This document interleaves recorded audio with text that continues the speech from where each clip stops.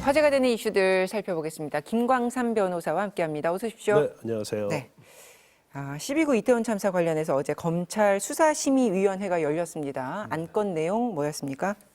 이 안건 내용은요. 지금 지난 22년 12월 29일 날 이태원 참사가 있었지 않습니까?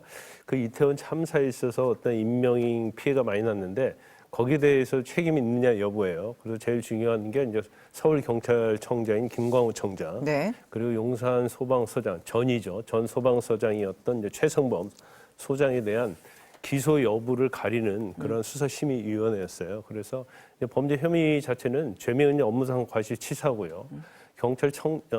김광호 경찰청장에 대해서는 그 당시에 이태원에 인파가 많이 몰릴 거라는 것을 인식하고서도 네.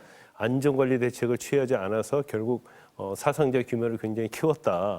그래서 거기에 대한 주의 의무를 위반했기 때문에 죄가 있다는 거고요. 네. 그다음에 최생범 전 서장에 대해서는 참사가 발생을 했잖아요. 네. 그 이후에 구호 조치를 제대로 하지 않아서 인명 피해가 이제 확대됐다. 그 책임이 최 서장에 있다. 그래서 이 사건 자체가 이제 경찰에서 송치받아서 서울 서부지방검찰청에서 이 사건을 가지고 있었는데 네. 1년 동안 기소 여부를 결정 안 한 거예요.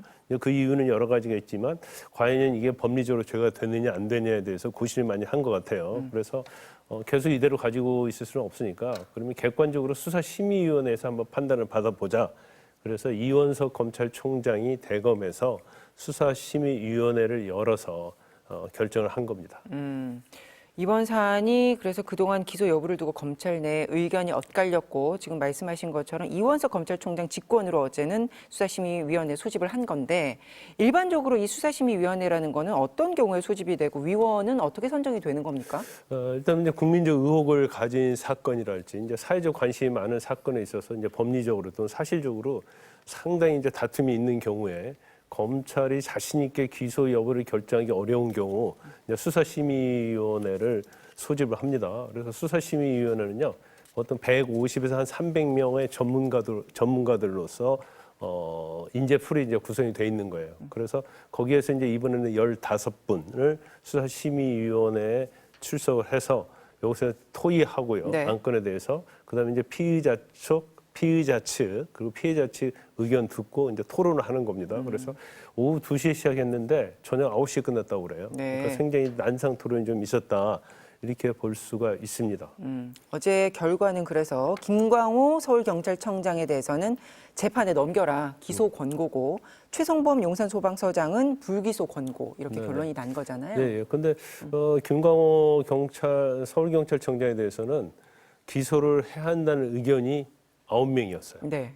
그리고 15명 중에서 9명, 그렇죠. 9대 6이었어요. 네네. 그리고 불기소가 맞다고 한 게 6명이었기 때문에 네. 이것도 상당히 좀 치열했다 이렇게 볼 수가 있죠. 그다음에 최성범 전 서장에 대해서는 기소해야 한다는 의견이 딱 한 분이었어요. 1대 14. 네, 나머지 14명이 기소해서는 안 된다는 의견이었기 때문에 결과적으로 이제 수사심의의 결과가 나왔기 때문에 이제 기소 여부는 이제 검찰의 몫으로 돌아간 거죠, 다시. 근데 이게 심의위의 권고는 강제력은 없는 거잖아요. 네. 그래서 이걸 참고해서 검찰이 기소를 할지 말지를 봐야 되는 건데 어떻게 권고를 반영해서 재판에 넘기게 될까요?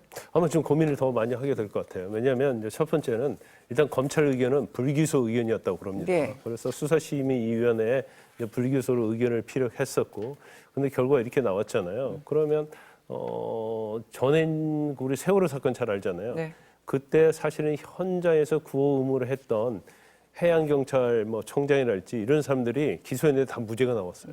그만큼 현장에서 직접 구호 조치를 참여하지 않는 사람에 대해서는 대법원에서 책임 물을 수 없다 그런 게 있기 때문에 지금 검찰은 굉장히 고민을 많이 하고 있을 것이다 이렇게 봐요. 그런데 이후에 검찰 입장 나온 건 없습니까? 근데 검찰은 이제 검토를 해보겠다는 이제 취지고요. 그런데 이 사건 자체가 이원석 검찰총장이 직권으로 소집한 거거든요. 네. 그러면 굉장히 무게감이 있어요. 총장이 수사심의를 소집했다는 것은 수사심의의 의견을 따르겠다고 볼 수밖에 없는 그런 굉장히 중차대한 그런 결과였단 말이에요. 그래서 네. 아마 검찰도 단순히 이게 강제 권고가 아니고 법적 구속력은 없지만 아마 이런 부분을 좀 무겁게 받아들일 가능성이 크다. 그래서 결국은 수사심의위원회에서 결정한 대로 갈 가능성이 좀 많지 않을까. 저는 뭐 개인적으로는 그렇게 봅니다. 알겠습니다. 다음 소식 보죠. 어제 경찰이 방송통신심의위원회 방심위 압수수색했습니다. 어떤 이유였죠? 일단 방심위 압수수색은요. 지금 문제가 되고 있는 것이 뉴스타파 관련돼서 이제 김만배 신앙님이 인터뷰한 녹취 내용이 있거든요. 이제 그거 관련해서 이제 보도가 많이 나왔고 또 인용된 언론 기사가 많이 나왔어요. 그래서 그 부분에 대해서 이제 민원이 제기가 된 겁니다.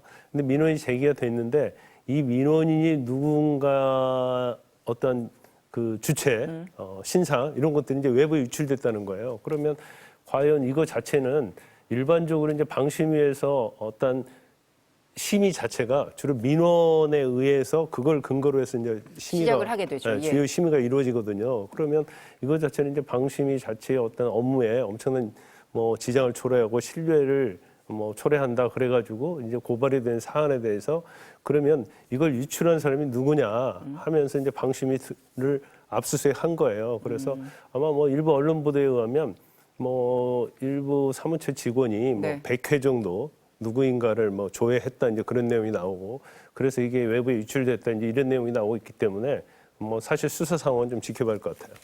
예, 말씀하신 것처럼 류희림 방통심의위원장, 방심위원장이 이제 민원을 받아서 이제 심의가 들어갔는데 이 민원을 들여다봤더니 가족과 지인들이 민원을 넣었더라. 이제 이런 의혹이 나왔고 이거를 제보한 사람에 대해서 지금 압수수색을 했다. 그렇죠. 그러면서 이 원래에 있었던 그 사주 의혹, 민원 사주 의혹에 대해서는 수사가 제대로 진행이 되고 있냐 또 이런 지적이 있어요. 그 부분은 그러니까 어떻게 되고 있습니까? 이 내용 자체는요, 이제 이렇게 보시면 돼요. 일단 그 민원을 제기를 해서 사실 그 관련된 내용의 뭐 인용 보도 이런 거에 대해서 민원 제기했잖아요. 네. 그러면 이 민원 제기가 정말 일반적인 민원이었느냐 이게 지금 문제가 되고 있는 거거든요.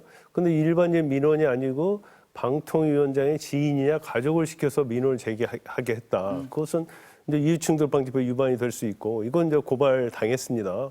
그 다음에 이제 또 하나는 방심위에서 또 자체 감사 결과지 이런 걸 해보니까 네. 내부에 있는 사람이 이 사람들이 누구인지 이게 예를 들어서 방심위원장과 관련된 뭐 지인이었지 가족이라고 한다면 이 사람의 신상을 외부로 유출했다는 거예요. 그래서 이것이 언론에 보도되고 한 것이다. 그러니까 어떻게 보면 외부로 유출한 사람이 개인정보보호법 위반이 되는 거고 그다음에 만약 하나 이 류희림 방심위원장이 자신과 알고 있는 사람에게 시켰다고 한다면 또 이해충돌 방지법 위반 가능성이 있는 거예요. 그러니까 어떻게 보면 이제 동전 양면의 가능성이 좀 있다. 그런데 아마 방심 이제 노조에서는 그런 주장을 하고 있죠. 이거 자체는 공익제보다는 거죠. 근데 공익제보를 하는데 공익제보를 한 사람을 조사한다는 게 말이 되느냐. 그래서 원래 사주가 민원을 하도록 사주가 아니고 방심위원장이 민원을 제기하도록 사주를 했다고 한다면 이 수사가 전제가 돼야 하는데 왜 압수수색을 하느냐 이제 거기에 반발을 하고 있어요. 그런데 제가 볼 때는 네. 개인적으로 이제 양쪽으로 고발한 사건에 대해서 고발 또는 수사 의뢰했잖아요. 네. 이 사건을 둘을 다 수사를 반드시 해야 하는 건 맞는데 누가 유출됐는지는 이것은 사실은 수사의 전제가 돼야 하는 건 맞아요. 그래야지 양쪽 수사에 종결을 하는 데 있어 이건 좀 필수적인 것이다. 그래야지 류희림 방심위원장이 정말 시켜서 했느냐. 아니면 그렇지 않았는데 뭐 그냥 유출한 거냐 이제 이런 부분에 대해서 이제 실체의 진실을 발견해야 하니까 경찰의 입장에서 압수수색했을 가능성이 크다 이렇게 봅니다. 알겠습니다. 어젯밤 이제 지난 대선 당시에 민주당 이재명 후보 선거 캠프 관계자 2명이 구속됐습니다. 혐의는요?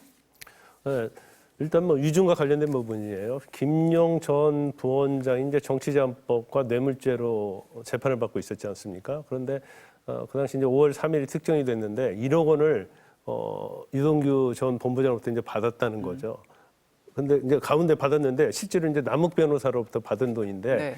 이날 그 장소에 있었느냐 없었느냐 이제 다른 알리바이가 나오면 무죄 아니겠습니까? 그런데 경기도 상권진흥위원 했던 분이 원장이 사실은 그날 내가 다른 곳에서 김용 부원장과 만났다 이렇게 유증을 했어요. 네. 그런데 유증을 했는데 유증에 개입한 사람이 이재명 대표 캠프에 있었던 사람 둘이다. 그래가지고 박모 씨, 서모 씨. 그래서 이 두 사람이 유증 교사를 했다. 이 내용으로 뭐 검찰에서는 이제 증거를 확보한 거죠. 그리고 네. 사실 유증을 했던 사람이 나는 그 두 사람이 시켜서 유증한 게 맞다. 이렇게 얘기를 했어요.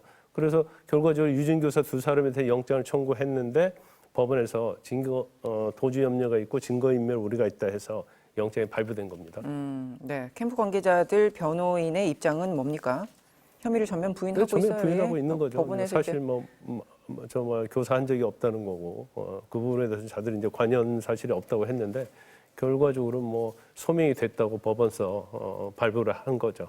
소명이 된 거는 이제 법원에서 이제 소명을 해야 되는 거고 이제 증거인멸의 우려 때문에 이제 영장 단계에서 이제 소명이 돼야지 그다음에 증거인멸 도주 우려를 하는 거고요. 그래서 우리가 영장 단계에서는 증명이 됐다 이렇게 쓰지 않아요. 또 증거도 증거라고 하지 않고 소명 자료라고 하거든요. 예. 그리고 이제 법정에 가게 되면 그때는 이제 증명이 됐다는 용어를 씁니다. 알겠습니다. 자, 오늘 여기까지 하겠습니다. 고맙습니다. 네.